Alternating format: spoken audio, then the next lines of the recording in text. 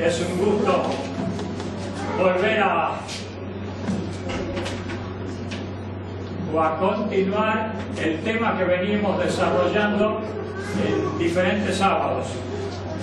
Para los que están posiblemente con el Evangelio, y ya hemos presentado las fiestas que eran de la primavera, que es Pascua, panes sin levadura, primicias y Pentecostés. Y después estuvimos presentando trompetas. Después hicimos un paréntesis para presentar el tema cómo era que el judío llegaba a ser perdonado de sus pecados. Y fue el sábado anterior que presentamos el tema holocaustos y sacrificios por el pecado. Y en el día de hoy presentaremos el día de la expiación. Pero nos quedan cabañas, por supuesto. Pero encontré otra fiesta que, si ustedes me permiten, cuando terminemos con cabañas lo voy a presentar, que se llama el Jubileo, que era una fiesta que una vez cada 50 años se la celebraba. Por eso no estaba dentro de las 7 fiestas, sino que es una octava, pero claro, era una vez cada 50 años, el Jubileo. Bueno, hoy vamos a ver el día de la expiación, y en alguna oportunidad expliqué que las 4 fiestas de primavera, Pascua, panes sin levadura, primicias y Pentecostés, todas hemos visto su cumplimiento en el libro de los 4 evangelios y en el libro de los Hechos. Pero las otras 3 ustedes pueden buscar en todo el Nuevo Testamento y no van a encontrar ninguna vez que se haya celebrado trompetas, expiación y cabañas. Eso nos da una idea que las fiestas de primavera eran hasta el Nuevo Testamento, pero las fiestas, las otras 3, se proyectan para el futuro. Y hemos visto que trompetas ya han tocado y están tocando, porque las trompetas, de acuerdo a lo que hemos visto en Joel, es un llamado a la conversión, al arrepentimiento y a prepararnos para el día del juicio. Ese tema lo hemos presentado, de acuerdo a Joel. Hemos presentado el asunto de los holocaustos y los sacrificios por el pecado, y ahora empezamos por el día de la expiación, el Yom Kippur. El Yom Kippur, ¿qué quiere decir expiación o expiar? ¿Qué quiere decir expiar con X? Expiación, expiar. Bueno, estuve buscando en el diccionario bíblico adventista, nuestro diccionario, y después estuve buscando en el diccionario de Encarta. El diccionario adventista es nuestro, el del diccionario de Encarta no. Sin embargo, me da una explicación más clara el de Encarta que nuestro diccionario.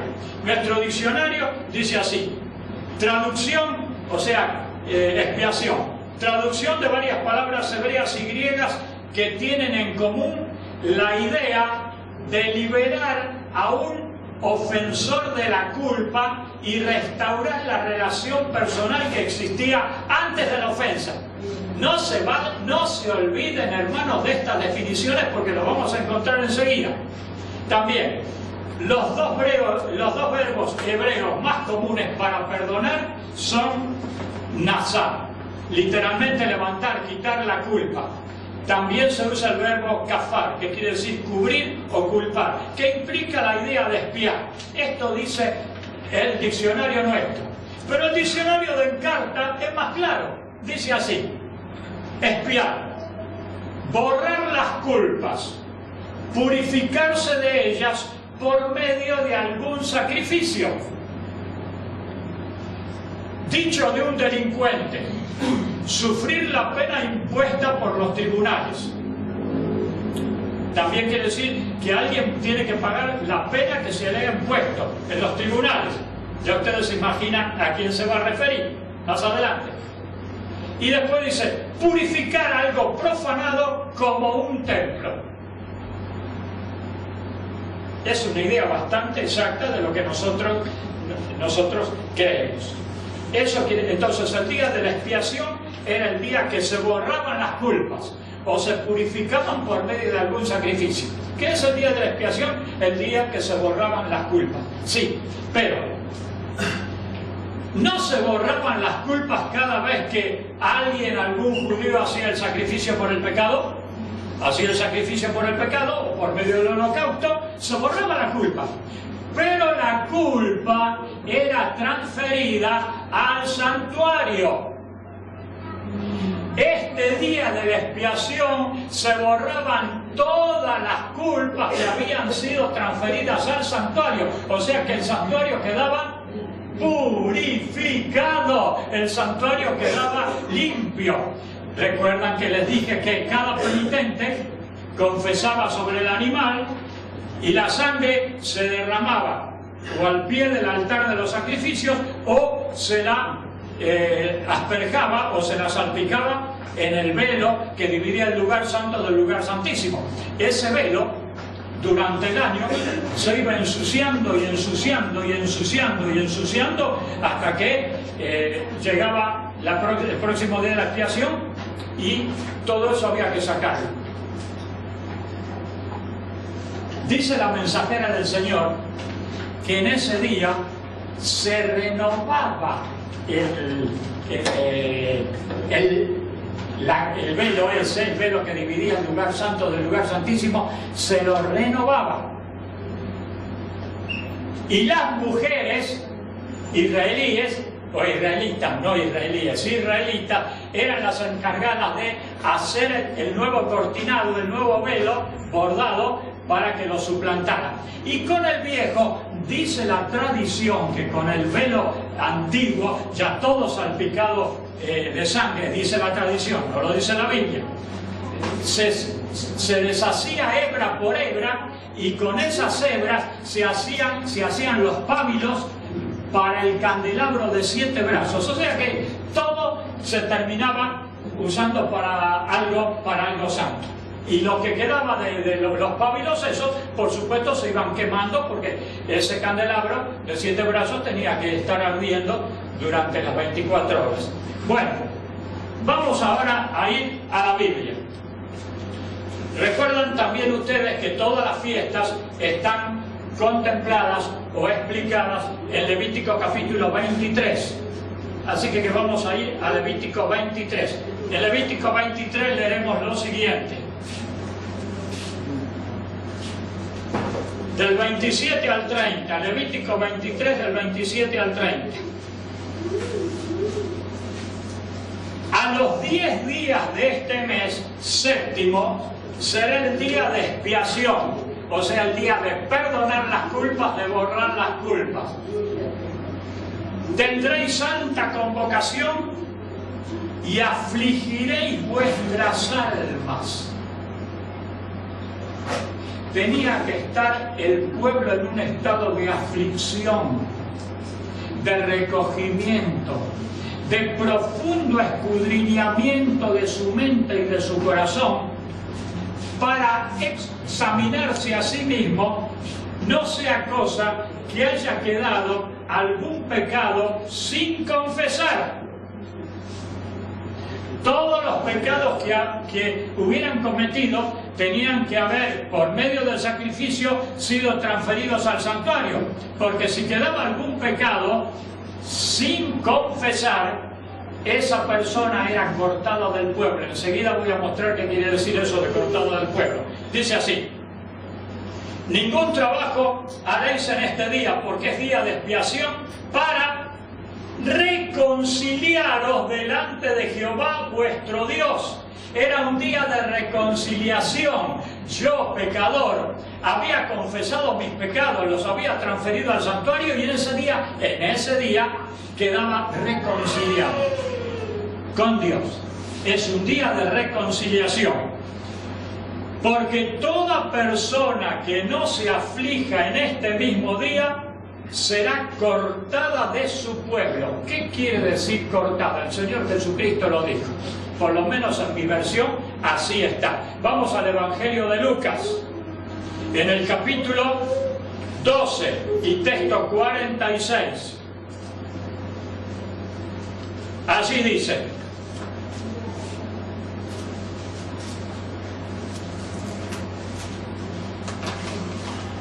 vendrá el Señor de aquel siervo en un día que éste no espera, y a la hora que no sabe, y le cortará. Dice la versión de ustedes, le cortará. ¿Eh?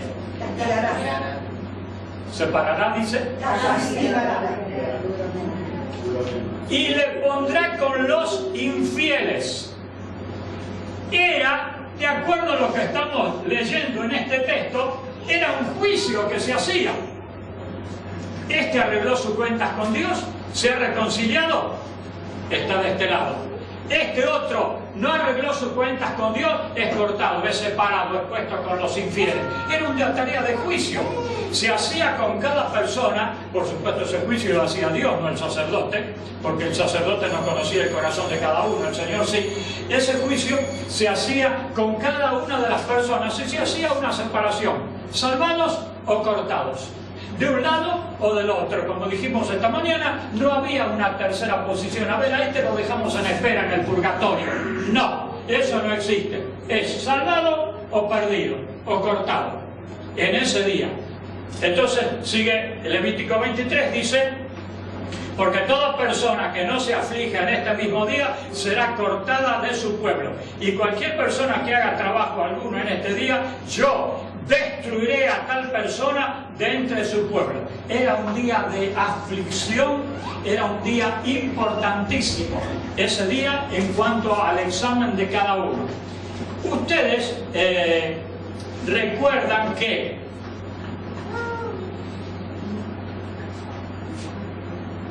había una idea en la antigüedad de holocaustos. Eso lo dije el sábado anterior. Había una idea de holocausto. En el libro de Job hemos leído, en el capítulo 1 habla de holocaustos, y en el último capítulo del libro de Job también habla de holocausto. Ellos tenían ya, sin tener un sistema de sacrificio, pero tenían una idea de holocaustos. Y en el libro de Job también se nos muestra que, a pesar de que todavía Moisés ni había nacido, porque Moisés fue el que escribió una historia antigua que la dejó, ya tenían una idea ellos en cuanto a una reconciliación posible con Dios. Vamos a verlo eso en el libro de Job, a leerlo en el capítulo 22.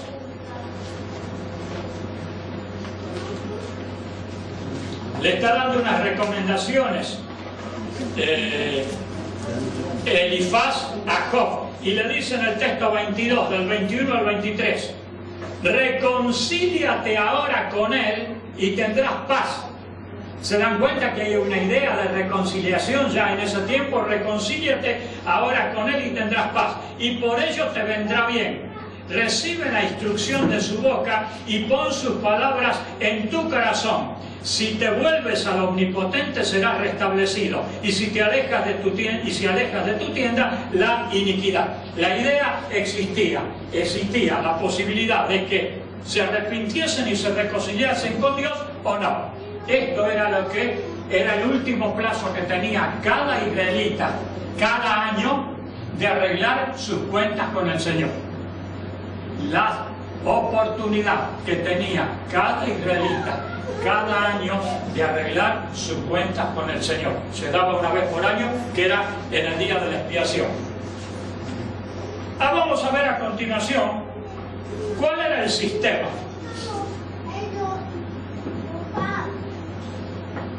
El sistema, hermanos, no ha variado. El sistema es el mismo. Desde Adán, que cayó en el pecado, hasta el último hombre que nazca sobre la tierra, el sistema ha sido y será el mismo. Es un sistema muy simple. Está en el libro de Marcos, en el capítulo 1. Lo leemos en Marcos, en el capítulo 1, el texto 4 y 5. Dice así. Marcos 1, 4 y 5. Dice así: apareció Juan bautizando en el desierto y predicando el bautismo de arrepentimiento. Tengan en cuenta el texto, para la palabra arrepentimiento, para perdón de pecado. Tengan en cuenta, arrepentimiento, perdón de pecado. Y el otro, y salían a él toda la región de Judea y todos los de Jerusalén, y eran bautizados por él en el río Jordán, confesando sus pecados. ¿No es el mismo sistema? Arrepentimiento, confesión y perdón. ¿Ha cambiado? Es lo mismo. Y en el día, y los judíos en aquel tiempo tenían que seguir el mismo sistema: arrepentimiento, confesión, y lograban el perdón. En los días de Cristo era arrepentimiento, confesión y perdón. ¿Y hoy cómo es el sistema? El mismo: arrepentimiento, confesión y perdón. ¿A quién nos confesamos? ¿Al pastor?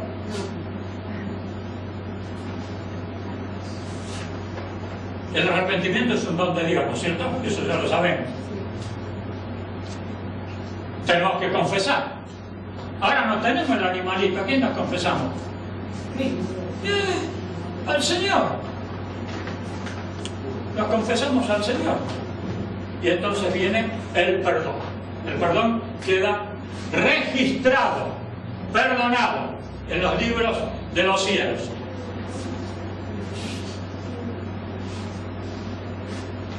Entremos ahora. Hemos leído Levítico 23, pero el detalle extenso de cómo era todo el sistema del día de la expiación está en Levítico 16. Vamos a Levítico 16. En Levítico 16 muestra que primeramente el sacerdote ese día cambiaba sus vestiduras, se ponía unas simples vestiduras de lino, se sacaba sus ricas vestiduras, se ponía unas simples vestiduras de lino, y ese día él entraba al santuario para hacer la expiación. Pero la primera expiación que tenía que hacer él era por sí mismo y por su familia o por su casa, porque él era un pecador también. Como dice Hebreos capítulo 5, él estaba sujeto a debilidad también. Entonces él tenía que hacer la expiación por él. Una vez que hacía la expiación por él, con la víctima que era de él, estaba en condiciones para hacer expiación por el pueblo. El sumo sacerdote, y el único que lo podía hacer era el sumo sacerdote. Entonces estamos ya en Levítico 16, vamos a leer el texto 6 y el 11. Dice así: y hará traer a Aarón el becerro de la expiación que es suyo, y hará la reconciliación por sí y por su casa. Y el 11, y hará traer a Aarón el becerro que era para expiación suya, y hará la reconciliación por sí y por su casa, y degollará en expiación el becerro que es suyo. Pero entre el 6 y el 11 nos dice algo. Nos dice que tenía que tomar 2 machos cabríos y echar suerte sobre uno y sobre el otro. Uno de los machos cabríos era por Jehová y el otro era por Azazel. Dice la tradición que al que era por Azazel se le daba un moño rojo. Entonces ya quedaba identificado que ese era por Azazel.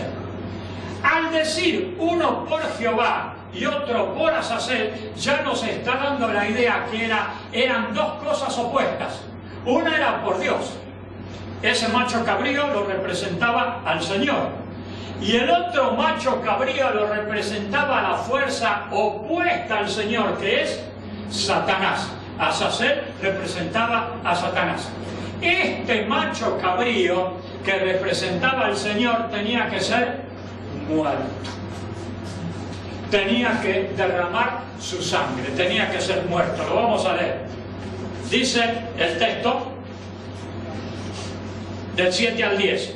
Después tomará 2 machos cabríos y los presentará delante de Jehová a la puerta del tabernáculo de reunión, y echará suertes Aarón sobre los 2 machos cabríos, una suerte por Jehová y otra suerte por Azazel, y hará traer a Aarón el macho cabrío sobre el cual caiga la suerte por Jehová, y lo ofrecerá en expiación. Era el día de la... Y expiar, ¿qué quería decir? Perdonar. borrar, ocultar, limpiar. Ese macho cabrío por Jehová era el macho cuyo sacrificio borraba, ocultaba, limpiaba, purificaba. El macho cabrío por Jehová. Sigue diciendo: mas al macho cabrío sobre el cual caiga la suerte por Azazel, lo presentará vivo delante de Jehová para hacer la reconciliación sobre él. Ya voy a explicar cómo es esto. Y para enviarlo a Azazel al desierto.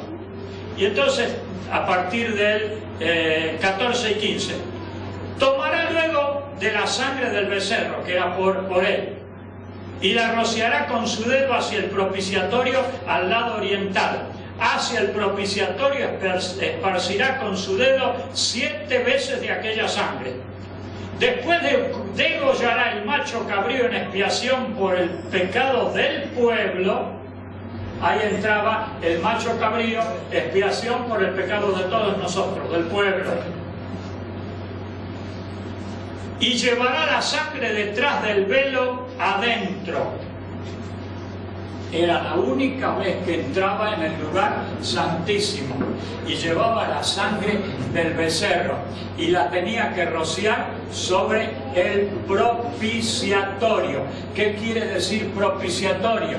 Porque sobre el propiciatorio se hacía propiciación, o sea que el Señor era propicio a nosotros por nuestros pecados. ¿Recuerdan cómo la parábola de... ¿Cómo decía? El publicano se golpeaba el pecho, dice, ni quería levantar su mirada al cielo, y se golpeaba su pecho y decía: Dios, sé propicio a mí, que soy un pecador. El otro no decía nada, el fariseo no decía nada porque él se creía que no necesitaba, pero el publicano sí. Y nosotros cada vez que pecamos y vamos con nuestros pecados confesados al santuario celestial, también no hay necesidad que nos golpeemos el pecho, pero tenemos que decir: Señor, sé propicio a mi pecador. Y esa sangre era salpicada o asperjada sobre el propiciatorio. ¿Qué era el propiciatorio? El propiciatorio era la tapa del arca. Y en el arca estaban las tablas de los 10 mandamientos. Y los 10 mandamientos demandaban la vida del pecador, porque la paga del pecado es la muerte. Y esos 10 mandamientos te decían: has pecado, has transgredido la ley, mereces la muerte. Pero entre esa ley había intermedio una tapa que era del propiciatorio, y ahí se hacía propiciación por mis pecados, pero por medio de sangre, porque sin sangre no hay remisión por los pecados. Era por medio de sangre. No se podía ir y derramar agua o derramar arroz o harina, no, tenía que ser sangre, porque la sangre era la vida de la víctima. Seguimos entonces. Ahora vamos a Levítico capítulo 15. Y en Levítico capítulo 15 hay un texto muy importante que dice, el texto 31: así apartaréis de sus impurezas a los hijos de Israel, a fin de que no mueran por sus impurezas, por haber contaminado mi tabernáculo que está entre ellos. ¿Qué hacían los pecados de los hijos de Israel con el santuario, con el tabernáculo? Lo contaminaban, lo iban contaminando, se iban contaminando. El santuario, cada vez que alguien confesaba un pecado y era la sangre asperjada, iba contaminando al santuario. Había que limpiar ese santuario, ya lo dije antes, y esa limpieza se hacía una sola vez al año.